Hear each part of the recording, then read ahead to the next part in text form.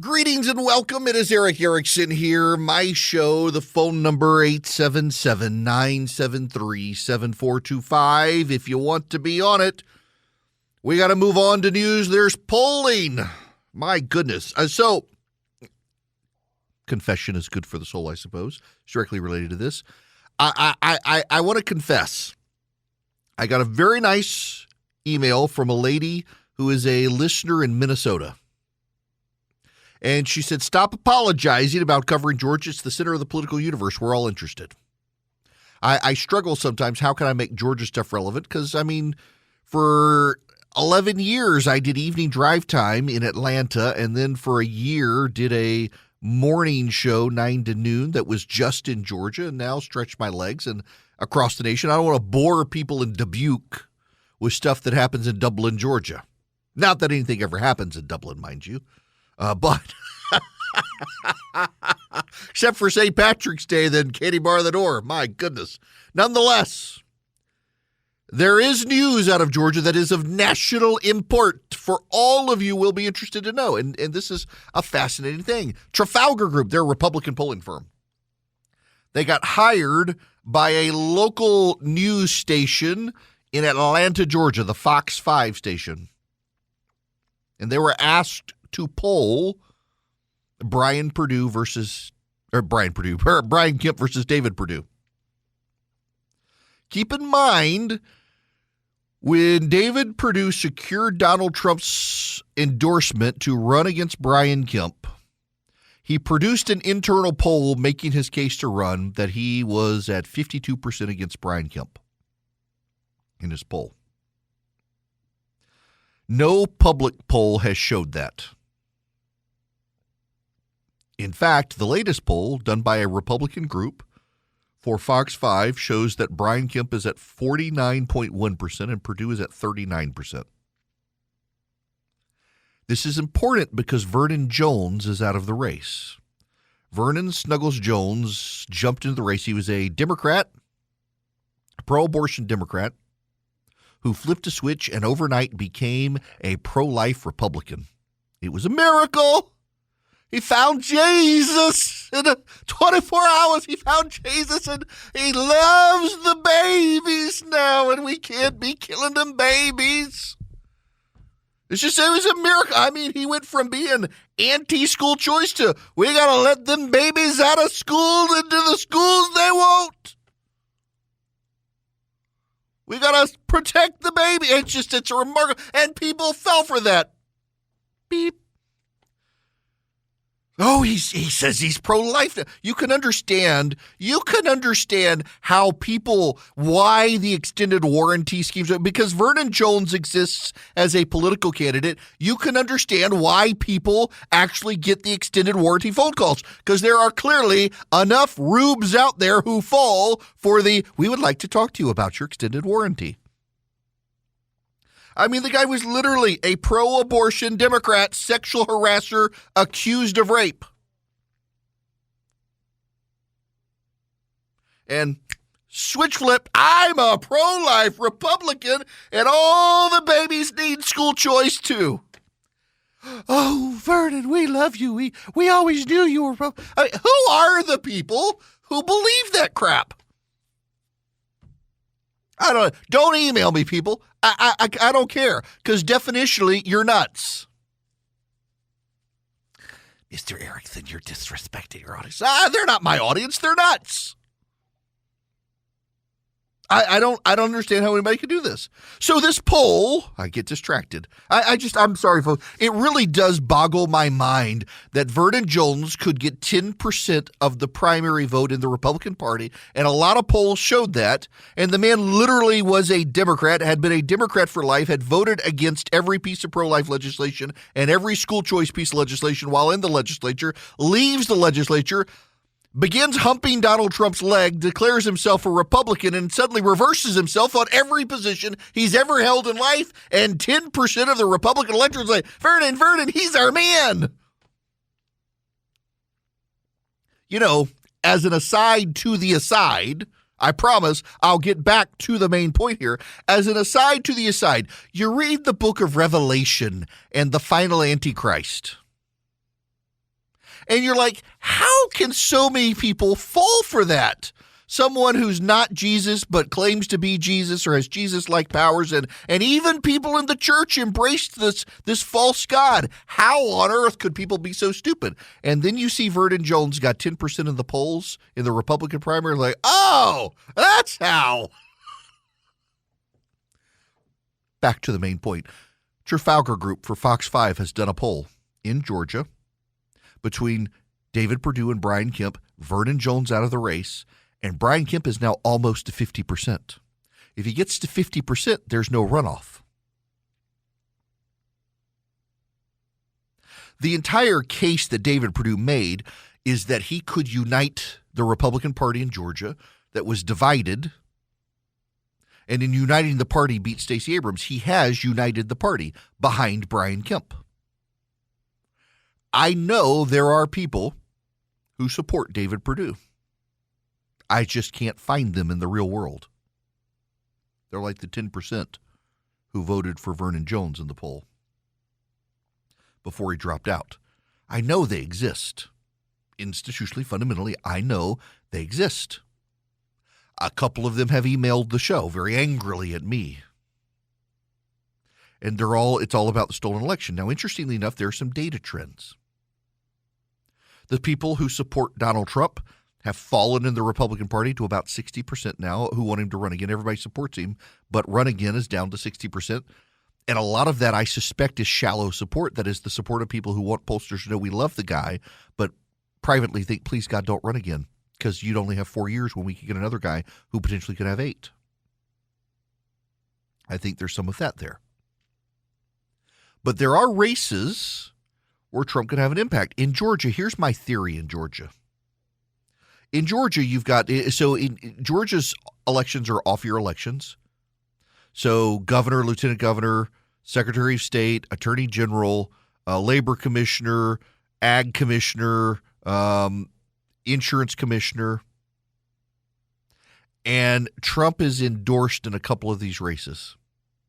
He's endorsed in the governor's race. He's endorsed in the lieutenant governor's race. He's endorsed in the Senate race.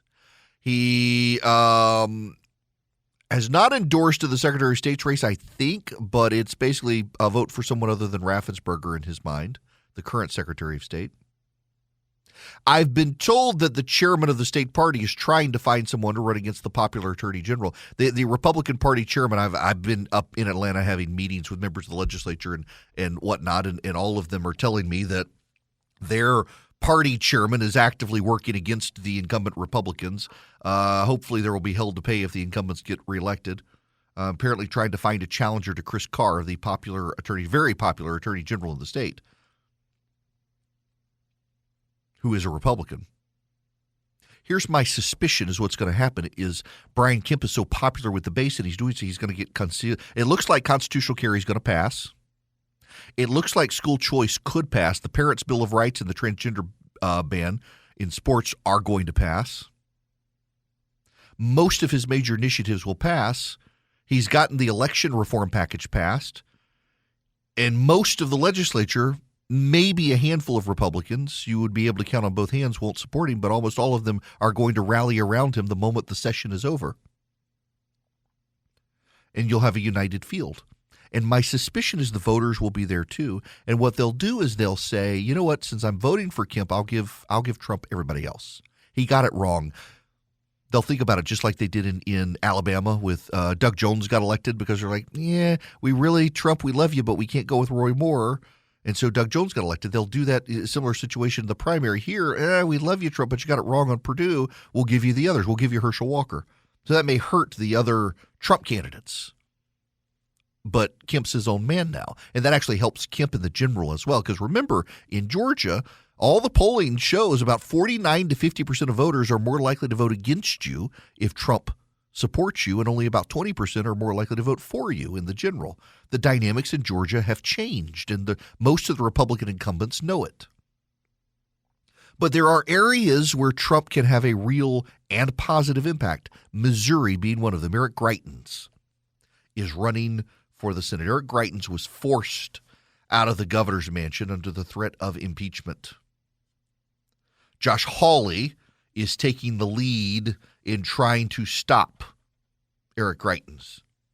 For those of you who don't understand what's going on here and why it's so bad, a woman testified under oath that Eric Greitens, the governor of the state of Missouri, tied the woman up in a basement, stripped her naked, took photos of her to use as blackmail in their extramarital affair, and then forced her to have oral sex with him.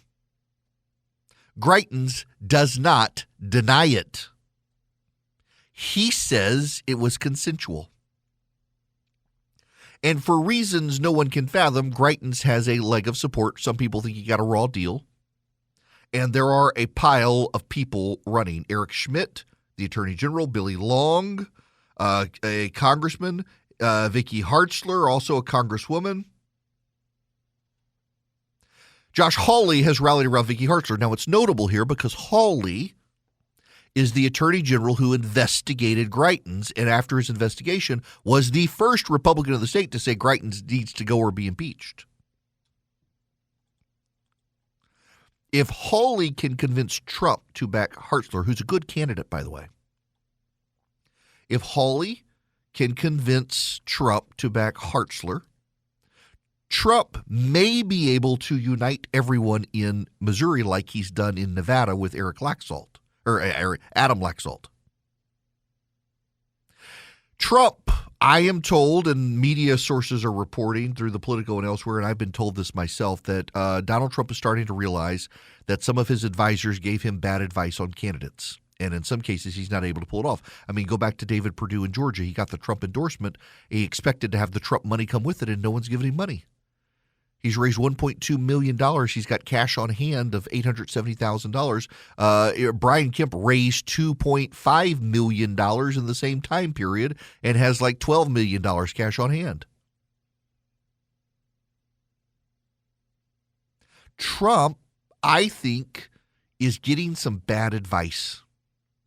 Because you got to keep in mind, some of these people are pay to play. Hey, you give me some money. I know Donald Trump. I'll go convince him to give an endorsement.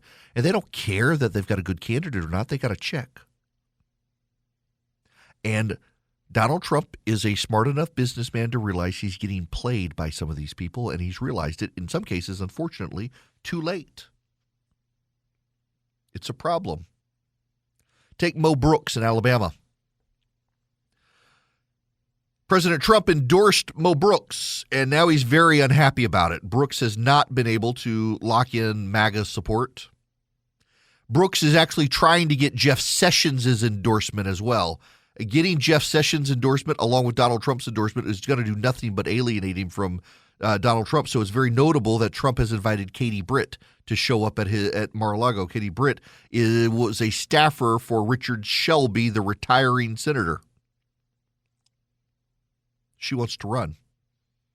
Trump's made his endorsement already, and yet he's letting her come visit. That's a pretty big signal that he thinks he probably messed up with the Mo Brooks endorsement in Alabama. And a lot of people on the ground say he's telling people there he shouldn't have endorsed Brooks. The President of the United States, Donald Trump, not Joe Biden, still has a lot of clout within the Republican Party.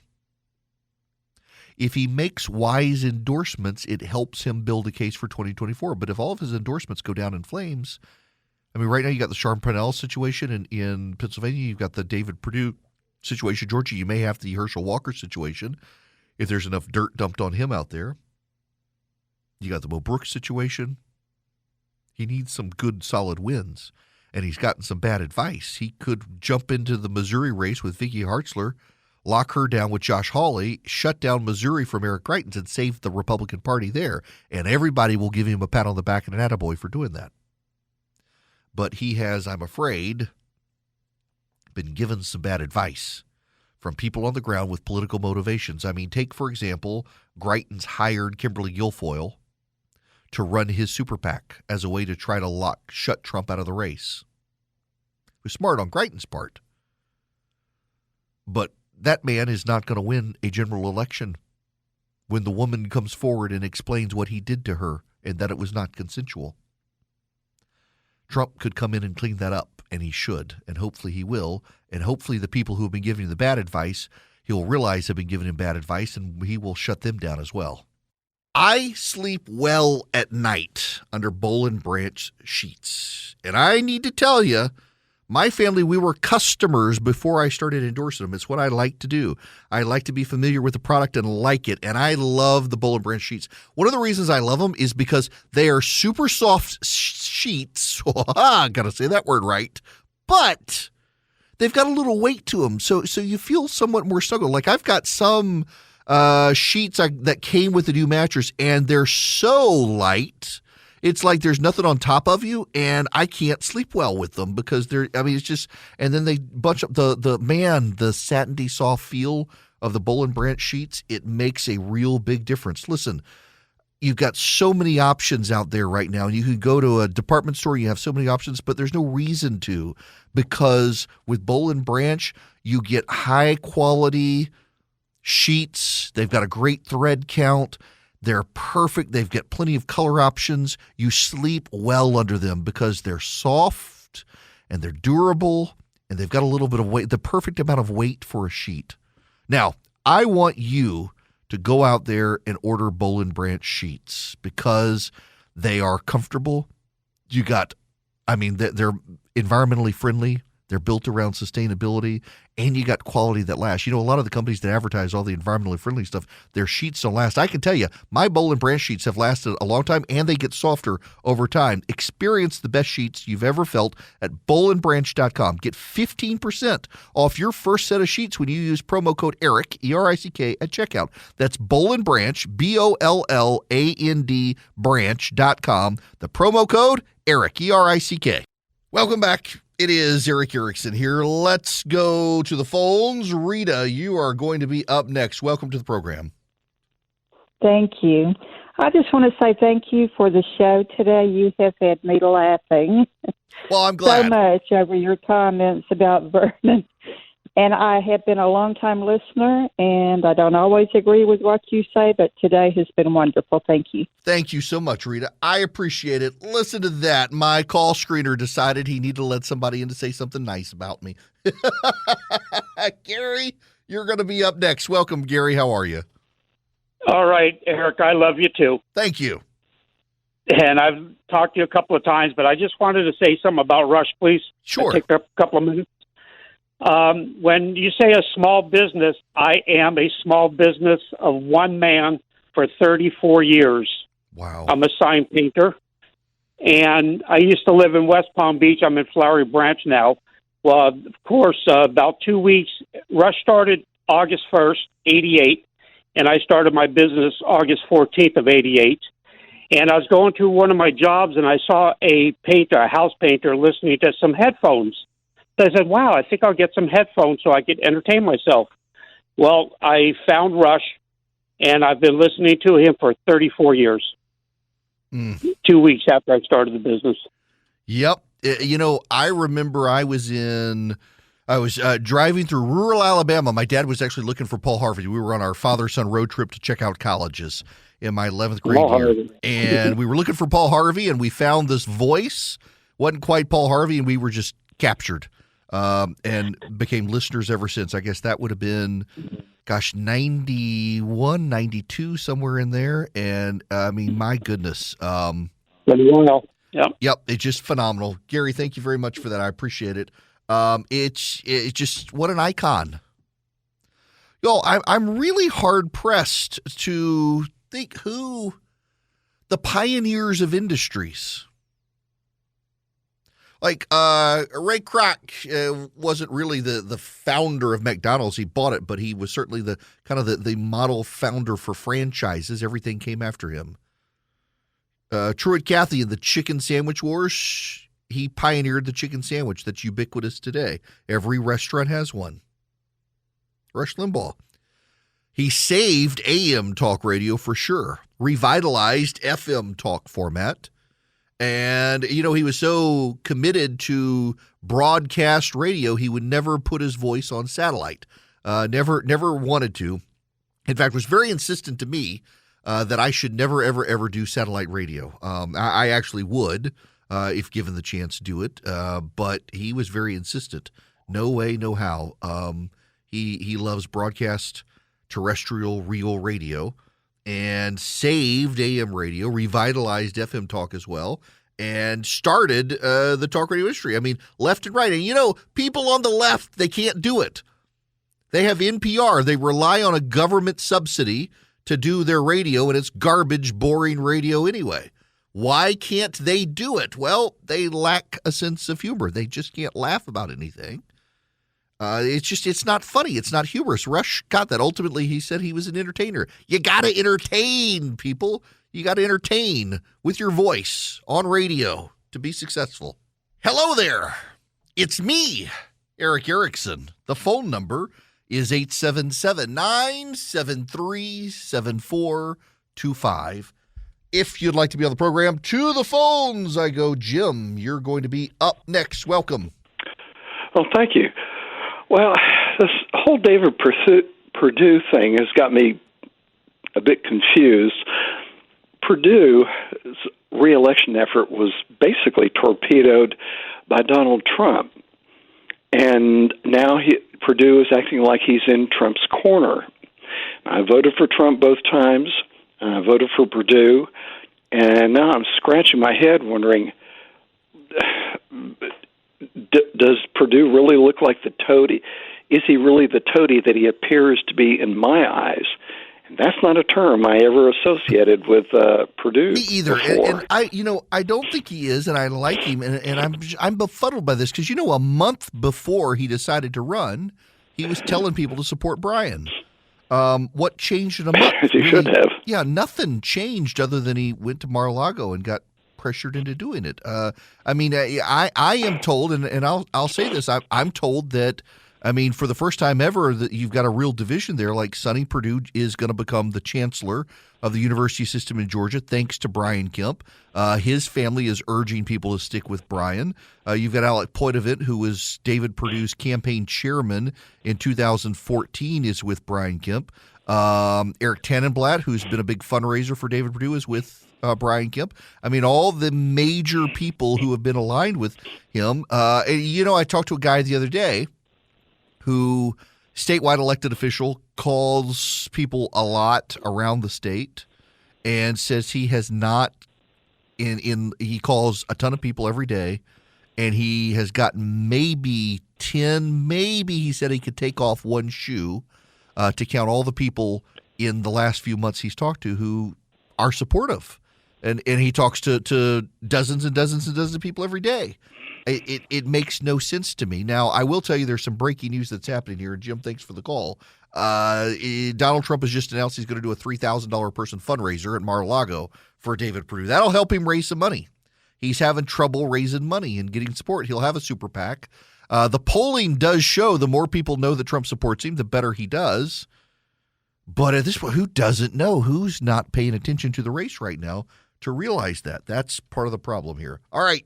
To the phones we go. Claudia, you're going to be up next. Welcome, yes, Claudia. Sir. How are you? Yeah, I'm doing great, Eric. It's an honor and a pleasure to speak with you today. I am so excited to have an actual conversation with you. All right.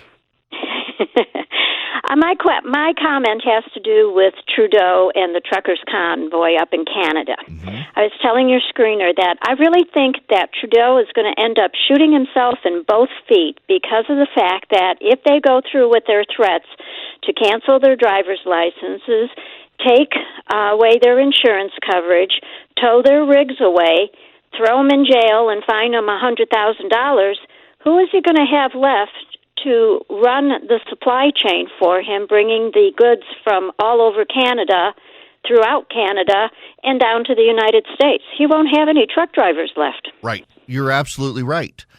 He's picked a fight terribly that he cannot win, and there's no way that he can back down. And I'm glad you said this, Claudia, because there's a story out, there's a website called Doomberg, and he makes a very good point about how Trudeau doubled down. Let me read you part of this.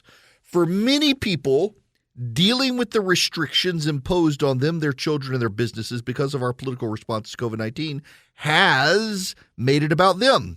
It is the heart of the Freedom Convoy in Canada, and why we have spent so much time on Twitter commenting on the stunning events unfolding under Prime Minister Justin Trudeau's watch. At a time when the severity of the virus is waning, and many countries are finally pulling back from what history will undoubtedly judge to be ineffective, unscientific, and likely scandalous countermeasures, Trudeau doubled down, knowingly picking a fight with Canadian truckers over vaccine mandates. We won't rehash the arguments and facts here, as the details are widely known. Instead, we focus on the complete collapse of Trudeau's leadership tactics, beginning with his now infamous framing of the onslaught that was headed his way. Quote, "The small fringe minority of people who are on their way to Ottawa, who are holding unacceptable views that they are expressing, do not represent the views of Canadians who know that following the science and stepping up to protect each other is the best way to ensure our rights, our freedoms, our values as a country." By positioning the protesters as those who fly racist flags, as a fringe minority with unacceptable views, Trudeau committed a fatal error. He left himself no face-saving exit from the imminent and predictable collapse or crisis that would befall him. No respectable politician can strike a deal with such undesirables after libeling them in the way that he did. The only path left was to crush them. Amateur hour indeed. He really, really has done a terrible job. He really has done an awful, awful job. And the press, to a degree, has been complicit in helping him, as the press often has. The state-run media, my gosh, even the American media has got on it. Remember when Trump was president, they kept referring to Fox News as the state-run media? These people are the state-run media. It's been embarrassing to watch. It's been embarrassing to see them do these sorts of things. They have essentially, what is the definition of fascism? The government's control or use of corporate powers to achieve the government's ends. That's fascism. A fascist government is a government that bullies and cajoles and pressures the private sector to conform to the needs of the government, where the government sets the goals for the country. The Prime Minister of Canada has forced the issue with the banks to take the money from the truckers and anyone who supports the truckers to punish them. He's allowed individuals who supported the truckers to be fired from their jobs. He's operating as a fascist. And I don't say that lightly, by the way. If you listen to this program, I bemoan people calling other people evil or calling them fascist or communist when they're not. He's a fascist. He's operating as one, at least. He is at heart a communist, Justin Trudeau is, possibly the son of Fidel Castro. If you've never heard that rumor, you need to dig into it. You know, he's more than once praised the Chinese and President Xi of China as a model government, as a model country. Justin Trudeau is at heart a communist. And he only got support from a third of the public. He's prime minister because he's in a coalition government with several other parties, some of whom will probably keep bailing him out. Not necessarily a good thing that they do. It's a sad situation for the truckers. We should support them here, though, if we can. My gosh. You know, when I was little, I used to, when I was little, you know, you make the little pull your hand down thing as the 18-wheeler's going by and they honk their horns at you. You stand on the side of the road, you do that, you get the 18-wheelers honkers. I will never forget one time. We were on an interstate somewhere, and we were in rush hour traffic. And, you know, I don't know when it happens, but there is an age you reach, and I have reached it. I don't know what is the science behind this. You reach an age where you have to turn the radio down in order to see on the highway. I don't get it. But you got to turn the radio down. I guess I guess for me it's to focus. But you hit that age and suddenly turn the radio down. I'm trying to pay attention to the road. Why can't you pay attention to the road with the radio? I have no idea. But I've now reached the age. Oh my God! I've become my parents. And we're on the road, and I remember distinctly we're no, that was different. I think we're in New Orleans for this, and my mom is driving. I think we've dropped my dad off somewhere. He had to go offshore to the Gulf of Mexico for his job or something because I was young, and I remember pulling down my hand as the 18-wheeler came by. Bob. I thought my mother was going to climb out of her skin and eat me alive. She was so livid. Holy cow. Oh, I still remember. Do y'all remember your parents when you would take these road trips and you and your brothers and sisters, you'd be in the back of the car and they'd start yelling at you and demanding you turn the music down or be quiet so they could pay attention to the road? We used to, when I was a kid, we would come home from Dubai in the summer, and my dad's family was spread out, South Carolina, Florida, and they would always rent like a giant car. This is before really the rise of SUVs. So they get a big Cadillac. And my two sisters and me would have to be in the back, so we'd be miserable. And my dad's one of those people where we got to get up at 4 o'clock in the morning. We got to beat the traffic. And you get out and you try to get on the highway. So it's you and the open road and the 18-wheelers. And nowadays, they got to pull over in the middle of the night because they can only drive so many hours a day. But we get out there and my gosh, my dad to this day, he wants to be on the road before the sun comes up. So you can drive east right into the sunlight coming up and blind you. But that's okay, kids. We can turn down the radio and see again. I've never understood that. And now I do the same thing. But the 18-wheelers, the tractor trailers, these are the people who make our country great. They get the food to our grocery stores. They get the electronics to Best Buy. I got to go to Best Buy. And now what do we do? In California, we tell them if your truck's too old, I'm sorry, you can't drive here.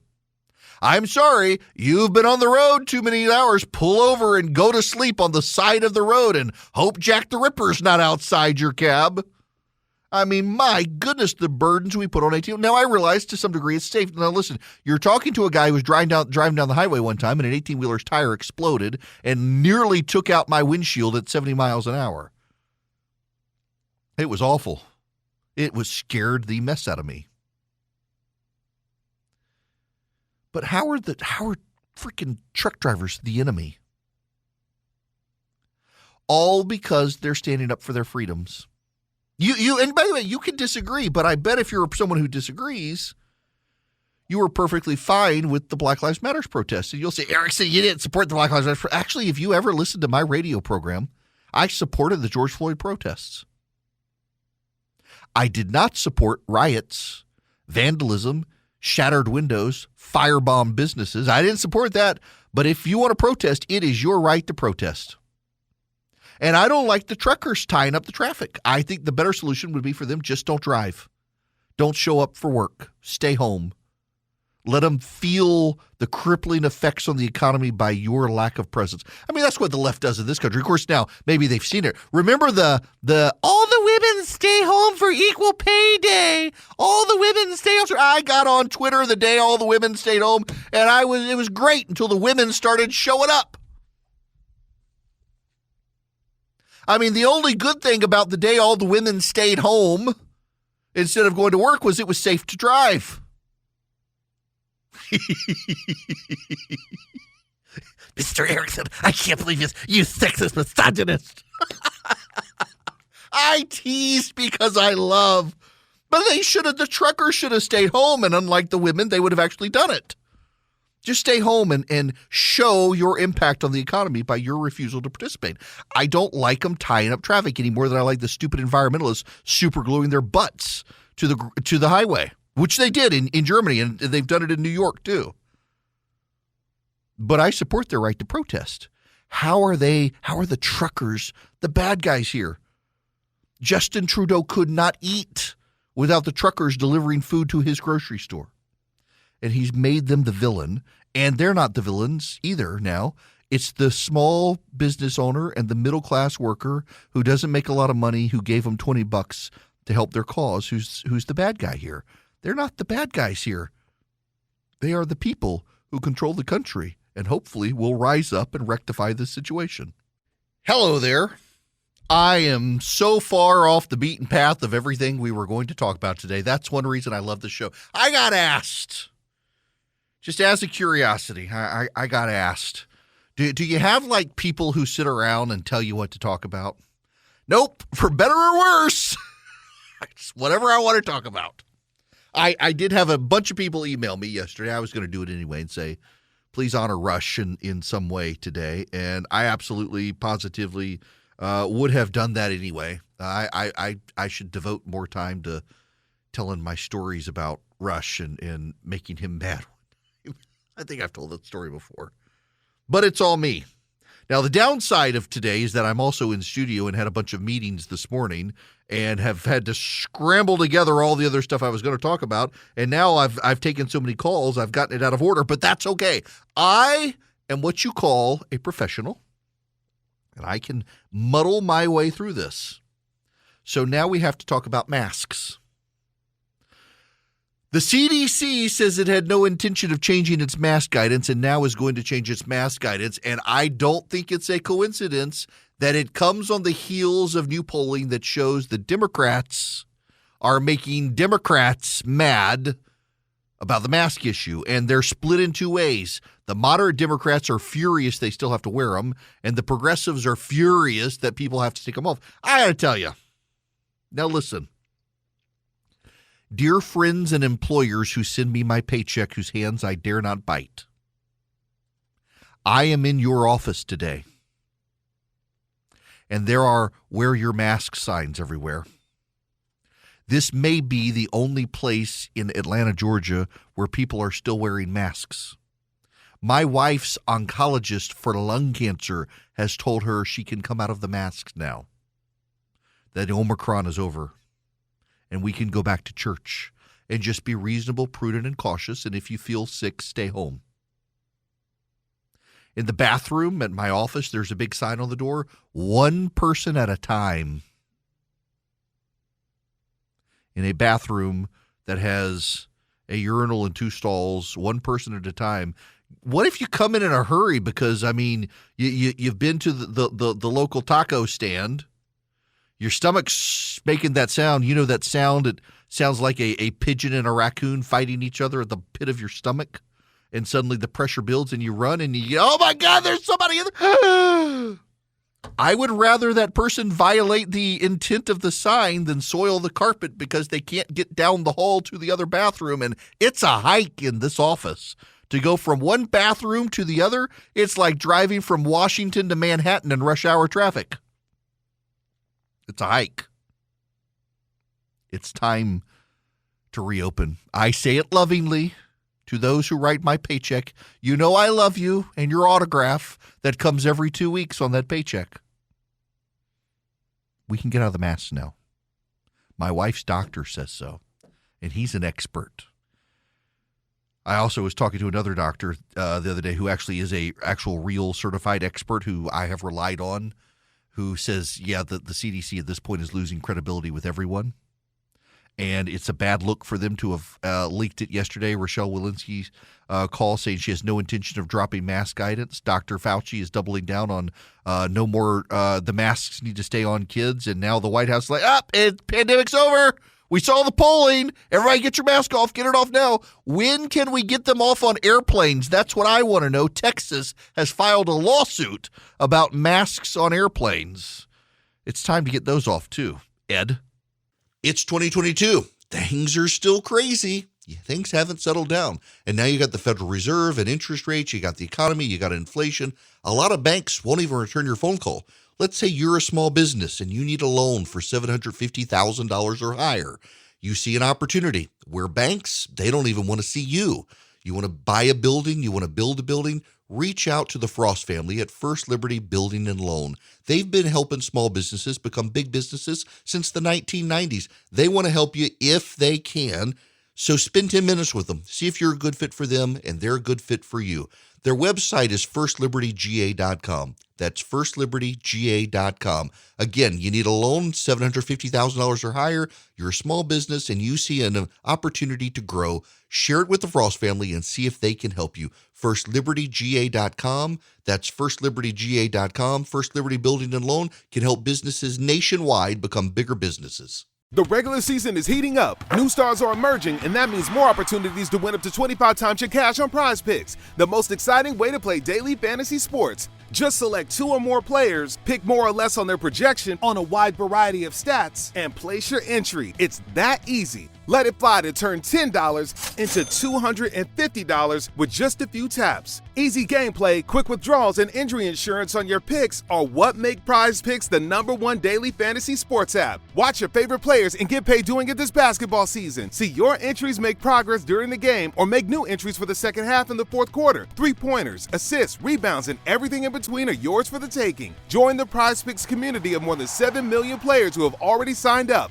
Right now, Prize Picks will match your first deposit of up to $100. Just download the Prize Picks app and use code GET100. That's code GET100 on Prize Picks for a first deposit match of up to $100. Prize Picks. Pick more, pick less. It's that easy.